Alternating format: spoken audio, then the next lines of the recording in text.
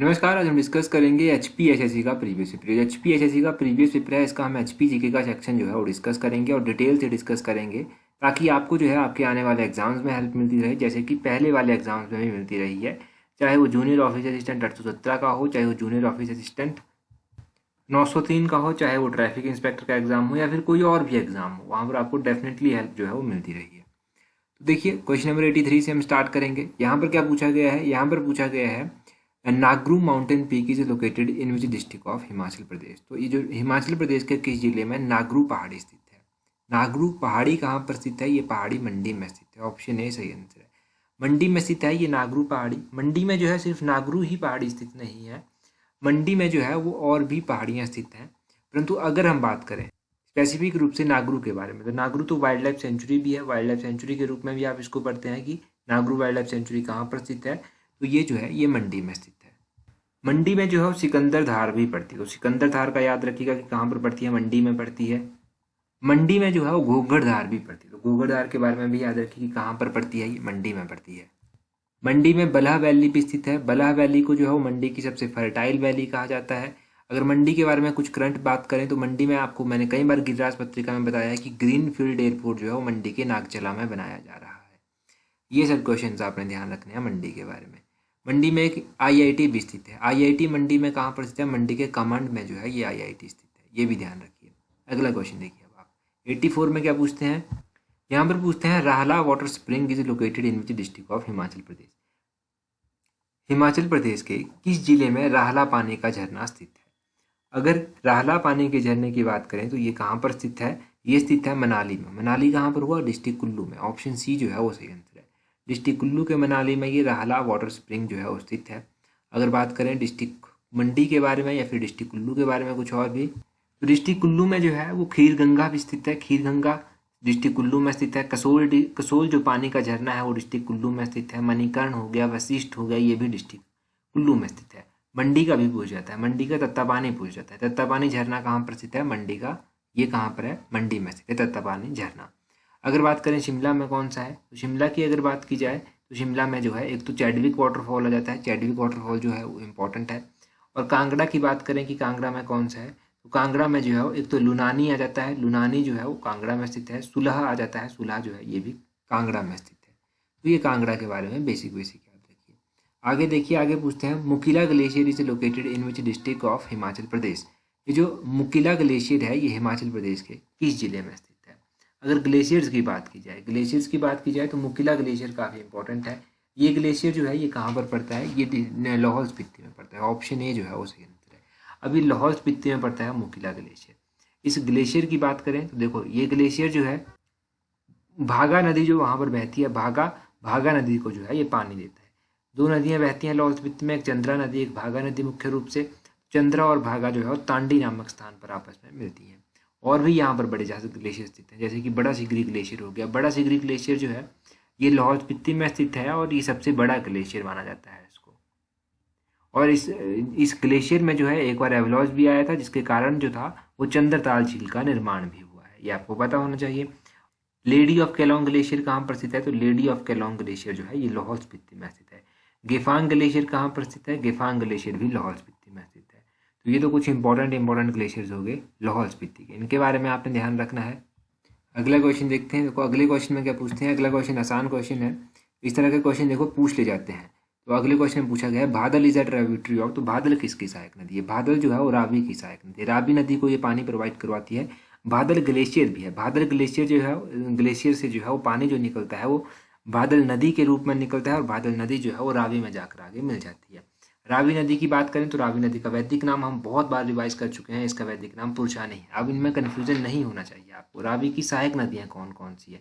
बादल हो गया, सियूल हो गया, तंतगिरी हो गया, चित्राड़ी हो गया, ये सब जो है वो रावी की सहायक। रावी नदी जो है वो निकलती कहाँ से है? रावी नदी जो है वो बड़ा बंगाल से निकलती है। बड़ा बंगाल से निकलती है, ये भी आपको साथ में ध्यान रखना है, क्योंकि इसमें कन्फ्यूजन हो जाता है कई बार। अगला क्वेश्चन देखिए। अगले क्वेश्चन में पूछते हैं Beed billing is famous for. ये जो बीड बिलिंग है ये किसके लिए फेमस है?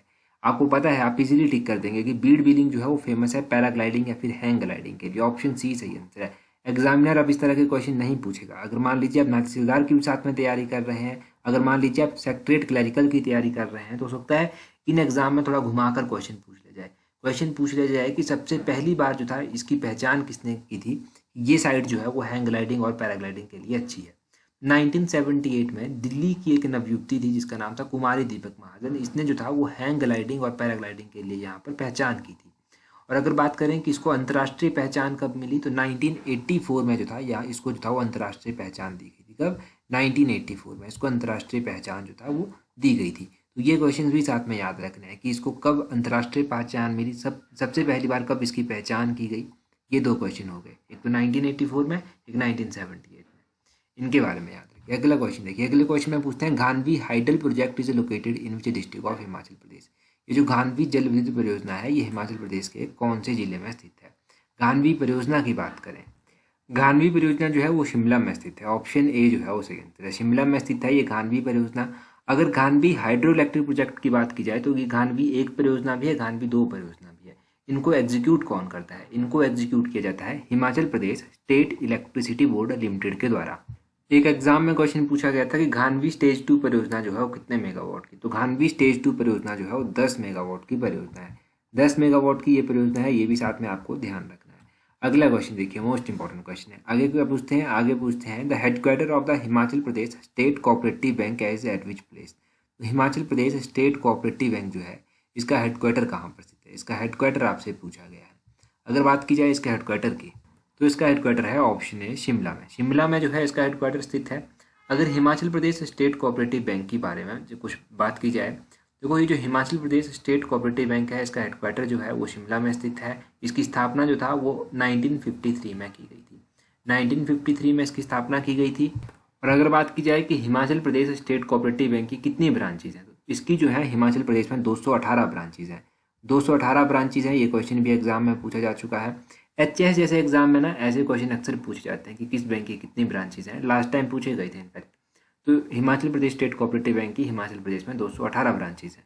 आपने एक और बैंक सुना होगा, कांगड़ा कोऑपरेटिव बैंक, या फिर जिसको कांगड़ा सेंट्रल कोऑपरेटिव बैंक भी कहते हैं, जिसको कांगड़ा सेंट्रल कोऑपरेटिव बैंक कहते हैं। इसकी कितनी ब्रांचेज हैं? इसकी जो है 217 ब्रांचेज हैं। 217 ब्रांचेज जो है इसकी हिमाचल प्रदेश में है। अगर बात करें हिमाचल प्रदेश ग्रामीण बैंक की, हिमाचल प्रदेश ग्रामीण बैंक की जो है वो 265 ब्रांचेज हैं हिमाचल प्रदेश में। ठीक है, 265 ब्रांचेज हैं हिमाचल प्रदेश में। ये डाटा जो है ये सितंबर 2020 तक है। सितंबर 2020 तक है। अगर उसके बाद कुछ डाटा चेंज हुआ होगा तो फर्दर हम डिस्कस करेंगे। ये जो हिमाचल प्रदेश का ग्रामीण बैंक है इसको कौन स्पॉन्सर करता है, कौन सा बैंक जो है इसको स्पॉन्सर करता है, ये आप कमेंट करके बताएंगे। ये हमने डिस्कस किया था, जो हम इवनिंग में कभी कभी सेशन डिस्कस करते हैं नेचुरलदार के लिए, उसमें हमने डिस्कस किया था।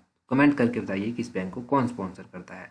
नेक्स्ट क्वेश्चन की बात करें तो यहाँ पर पूछते हैं the Parshuram award was introduced in Himachal Pradesh sports council in which year. तो हिमाचल प्रदेश खेल परिषद द्वारा परशुराम पुरस्कार जो था वो कब शुरू किया गया था?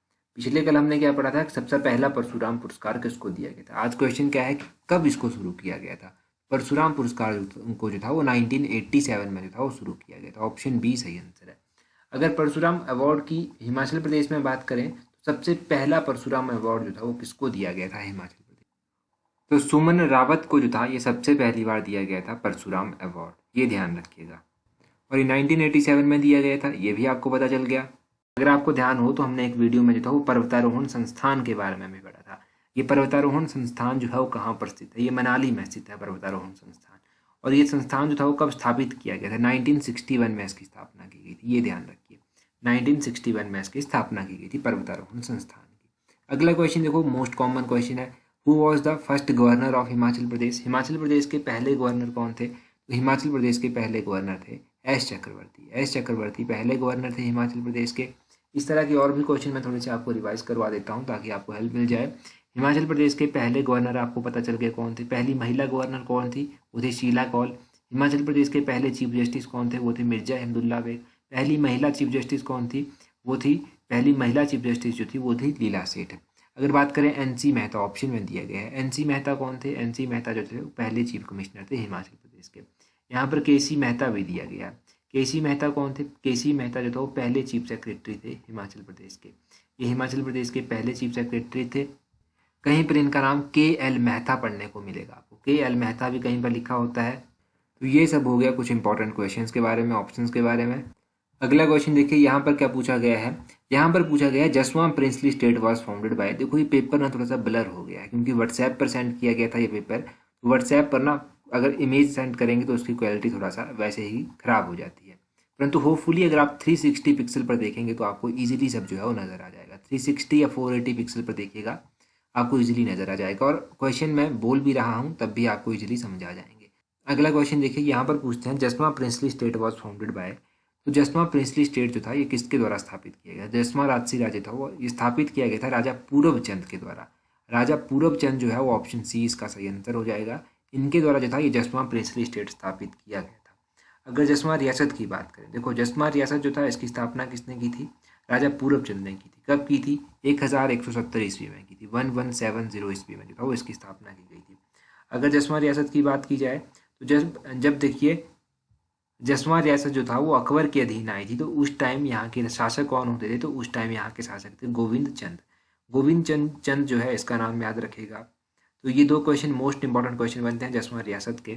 अगला क्वेश्चन देखिए क्या पूछते हैं, यहाँ पर पूछते हैं which Delhi sultanate took over the control of Sirmaur princely state and made it is and made and made it his tributary in 1379। तो दिल्ली के किस सुल्तान ने जो था वो सिरमौर जो रियासत थी इसको अपने अधीन ले लिया था। 1379 में जो था इसको अपना हिस्सा भी बना लिया था। दिल्ली के एक ऐसे शासक हुए जिन्होंने जो था वो 1379 में सिरमौर को अपनी एक शाखा बना लिया था। ये कौन थे? ये थे फिरोज शाह तुगलक। ऑप्शन सी फिरोज शाह तुगलक जो है वो सही आंसर है। फिरोज शाह तुगलक के द्वारा जो था वो सिरमौर को 1379 में अपने अधीन ले लिया गया था और इसको अपनी शाखा भी बना लिया गया था। अगर बात करें कि उस टाइम सिरमौर के राजा कौन हुआ करते थे, उस टाइम जो था वो सिरमौर के राजा हुआ करते थे भगत प्रकाश। भगत प्रकाश का नाम याद रखना है। क्वेश्चन देखो ये भी पूछा जाता है सिरमौर के कौन से ऐसे राजा थे जो फिरोज शाह तुगलक के समकालीन थे। तो फिरोज शाह तुगलक के समकालीन कौन थे? राजा भगत प्रकाश जो था वो सिर्फ फिरोज शाह तुगलक के समकालीन थे। ये तो हो गया फिरोज शाह तुगलक के बारे में इसने सिरमौर को अपनी शाखा बनाया था 1379 में। 1379 में जो था वो इसने सिरमौर को अपनी शाखा बना लिया। कुछ क्वेश्चन ना हमने पिछले कल भी डिस्कस किए थे, उनको मैं आपको रिवाइज करवा देता हूँ एक बार। तो अगर रिवाइज करेंगे ना अच्छे से तब आपको ज़्यादा पढ़ने की जरूरत नहीं पड़ेगी, बस वीडियो से रिवाइज कर करके ही आपको चीज़ें याद हो जाएंगी। नूरपुर के ऐसे कौन से राजा थे जो अलाउद्दीन खिलजी के समकालीन थे? तो नूरपुर के राजा थे जसपाल जो अलाउद्दीन खिलजी के समकालीन थे। नूरपुर के ऐसे कौन से राजा थे जो सिकंदर लोधी के समकालीन थे? तो नूरपुर के राजा भीमपाल जो था वो सिकंदर लोधी के समकालीन थे। और तीसरा क्वेश्चन आपको पता चला सिरमौर के राजा जो फिरोज शाह तुगलक के समकालीन थे। ठीक है, तो वो अब तीनों क्वेश्चन आपको पता चल गए। इन तीनों क्वेश्चन को जो है वो याद रखिएगा। अभी आप देखिए क्वेश्चन मैं आपसे पूछता हूँ, इसका आंसर आप मुझे कमेंट करके बताइए। महिमा लाइब्रेरी कहाँ पर स्थित है? सिरमौर के नाहन में स्थित है। ये आपको पता है महिमा लाइब्रेरी के बारे में। इस महिमा लाइब्रेरी की स्थापना किसके द्वारा करवाई गई थी? ये आप कमेंट करके बताइए। ये मोस्ट इंपॉर्टेंट क्वेश्चन है। महिमा लाइब्रेरी जो कि सिरमौर के नाहन में स्थित है उसकी स्थापना जो था वो किसके द्वारा करवाई गई थी? और रही बात टेलीग्राम की, तो टेलीग्राम पर आपने अभी तक ज्वाइन नहीं किया है तो टेलीग्राम पर भी आप हमें ज्वाइन कर सकते हैं। अपने टेलीग्राम से कुछ इस तरह से सर्च कीजिए @allexam31। आपको हमारा टेलीग्राम चैनल जो है वो मिल जाएगा। टेलीग्राम पर आपको क्यूजीज मिल जाएंगे, पीडीएफ्स मिल जाएंगी, नोटिफिकेशंस मिल जाएंगी, सब कुछ टेलीग्राम पर आपको टाइम टू टाइम प्रोवाइड करवा दिया जाता है। टेलीग्राम पर जरूर ज्वाइन कर लीजिएगा अगर अभी तक नहीं किया है। तो आज की वीडियो में इतना ही काफ़ी है। So that's all for today. Thank you very much for watching and listening it very patiently.